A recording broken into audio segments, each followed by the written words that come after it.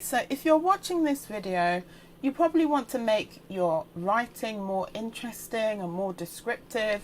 Maybe your teacher has been telling you that you need to do this and you still haven't been able to get your head around how to do this. Well, in this video, I'm going to show you 3 simple ways to use similes and metaphors in your writing. And I'm going to show you how to make your writing more interesting and descriptive using similes and metaphors. And I'm very excited. This is the beginning of a new writing era for every single person watching this video. So my name's Joycelyn Akufo. I'm the Managing Director of Geek School Tutoring, and I'm also a journalist by profession. I say that I'm the girl who likes to play with words, and I'm going to teach you how to do just that, where similes and metaphors are concerned. So stay tuned.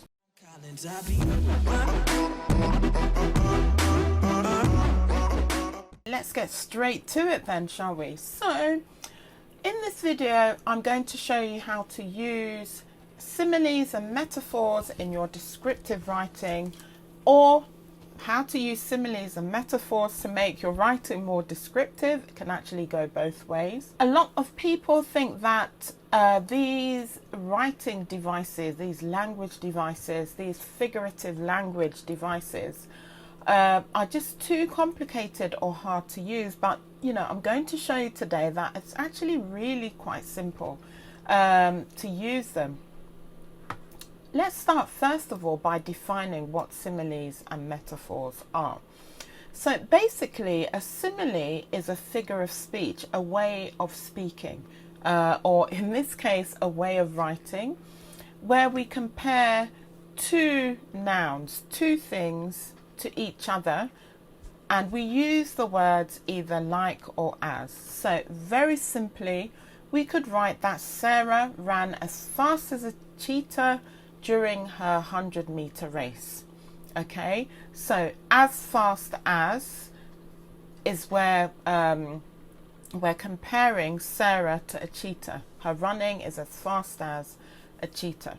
Now, if we speak of metaphors, the key difference between a simile and a metaphor is that we actually don't compare the subject or the noun to another one. We literally say that it is that thing we would have compared them to in a simile. So we don't write as, we don't write like, because there's no comparison where metaphors are concerned. So in this example, I'll use the same. Sarah was a fast cheetah during the 100-meter race. Okay, so we're saying that she was something. Okay, so that's the main difference. Now, let's talk about how we can use them. Basically, writing similes and metaphors, as you can see, actually they're not quite as hard as we would think. So to use a simile, we are just going to think of what the action that's being performed reminds us of, what it's similar to, or what the noun we can see is similar to. So another good example is, let's say we were describing the clouds in the sky. Think about what those clouds look like, and many people would probably agree that they look a bit like cotton wool or cotton balls. In school, where students are making posters and creating clouds and so on, it's not uncommon for cotton wool, cotton balls to be stuck on that part of the drawing or the art piece, because the clouds kind of look like cotton balls, don't they? So where we're describing, where we're looking at the use of similes and metaphors, we could say that the clouds were cotton balls in the sky. That would be a metaphor. Or we could say the clouds looked like cotton balls in the sky, and that would be a simile. So an easy way to come up with similes and metaphors is to just think about what whatever it is we're looking at reminds us of. And that is quite a creative way of coming up with your own similes and metaphors. I want to say that one of my biggest tips when it comes to using similes and metaphors in your descriptive writing is not to memorize examples from a book. Now, the reason is, if that book can be accessed by yourself, there will be several other students who can access that book. And if it's for an exam like the 11 plus or the GCSE, English language in particular exam, you can imagine that several students will definitely be looking at the very same book that you're looking at or that your child is looking at. And so there would be a regurgitation of the same similes and metaphors because the students get them from the book. Now, there's a book called Descriptive, which is amazing at helping children to start thinking about, you know, these literary devices. However, I tend to suggest that parents don't buy the book, not because it's not a good book. It's a wonderful book, a wonderful series of books. The issue is that students often just copy the phrases in them. Now, if you've marked as many creative writing pieces as I have, you can see this a mile off, and already it lowers the tone in and lowers the score for creative content when it comes to marking the papers, because writing that Sarah runs as fast as a cheetah, yes, you might get a tick for the simile and therefore a mark for your use of figurative language, figurative devices, but you would be marked down or not get any scoring at all for the creative content because clearly it's not your simile. So before we carry on with this amazing video, please remember to like this video, subscribe to the channel and turn on the notifications so that you will get notified every time a new Geek School video goes up. Enjoy! So I'm going to insert a video where I look at, I basically explain how common some of these similes and metaphors are and how very quickly students repeat them.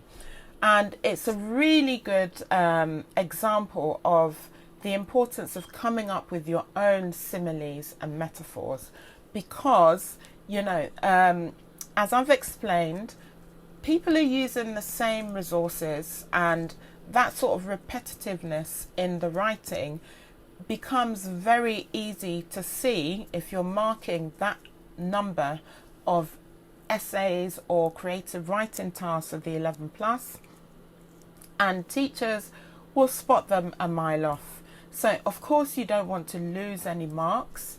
It's always best to come up with your own.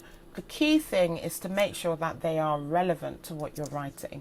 So just watch this video and I will be back. Okay, so recently I had a Write and Bloom writing session with some students who are new to the whole creative writing process, and I thought that I would do a live test with them to show how repetitive similes and metaphors are when students literally just use what they read in books, what they read in guidebooks like Descriptive and other books, and then they don't add their own personal spin on things. Okay, so basically what I found, and you can see this on the screen, we had one student writing, basically I had asked them to describe very cold weather in the snow. It was a picture-based writing task, so they were given a picture and they just needed to produce a simile that described the weather. So we've got as cold as nighttime in the Arctic.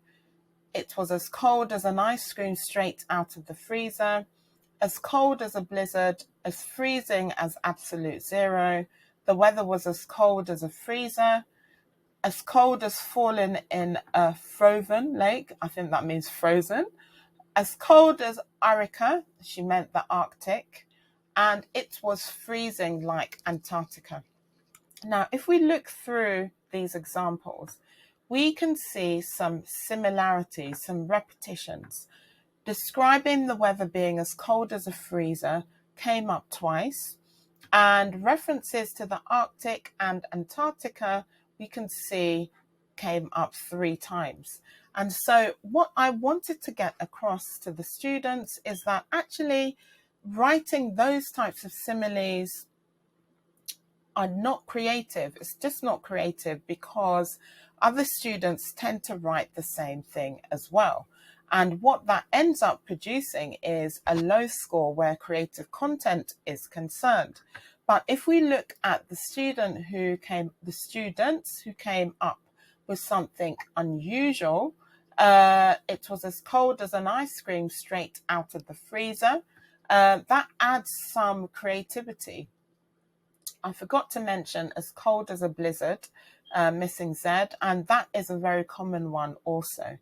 The weather was as cold as a freezer, that I've mentioned, but as freezing as absolute 0, that wasn't very clear. But if we had put degrees Celsius with it, that would have gone a long way in helping the reader or the marker, the examiner, to fully understand what was being written there.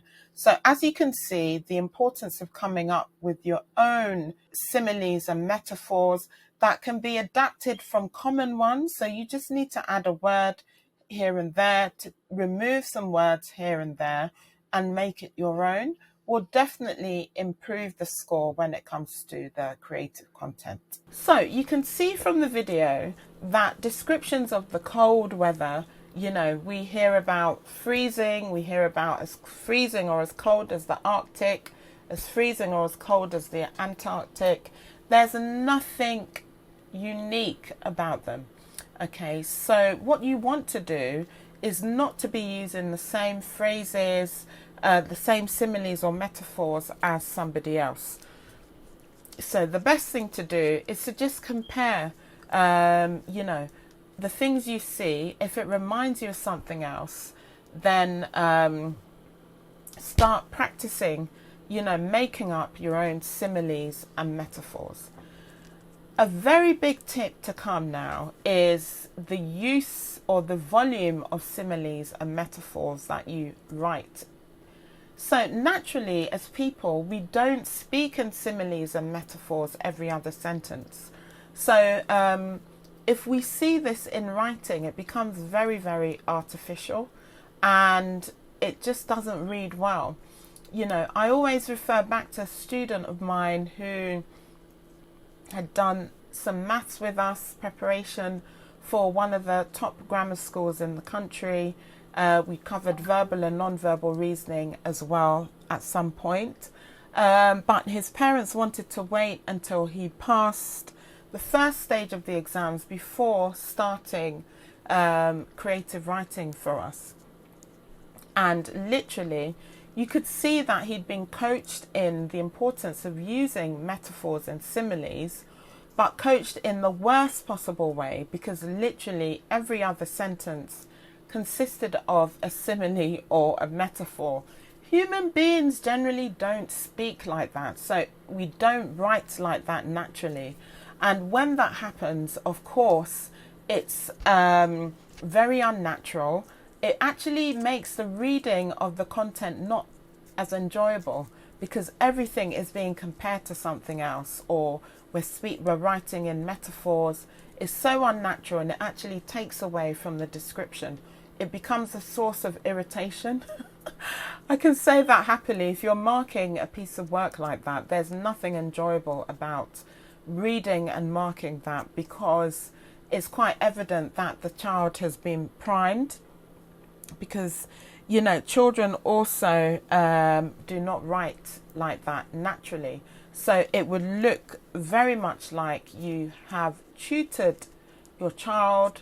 And, you know, if we're talking about the 11 plus, literally none of the schools want to see that, even though they know that many students, or I'd say, you know, what to say most, but let me just fact check, just stick to most or many students actually are tutored for these exams.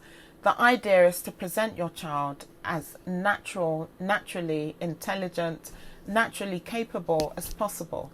And the repetition of similes and metaphors just won't do that. So, you know, really you want one or two, and it has to fit in. It has to be quite natural. Don't try and force a simile or metaphor in a part of your writing that doesn't need it, because again, it will not read well.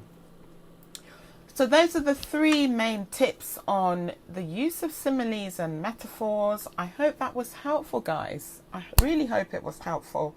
And like with anything, the best way to improve is to practice. Practice as much as possible.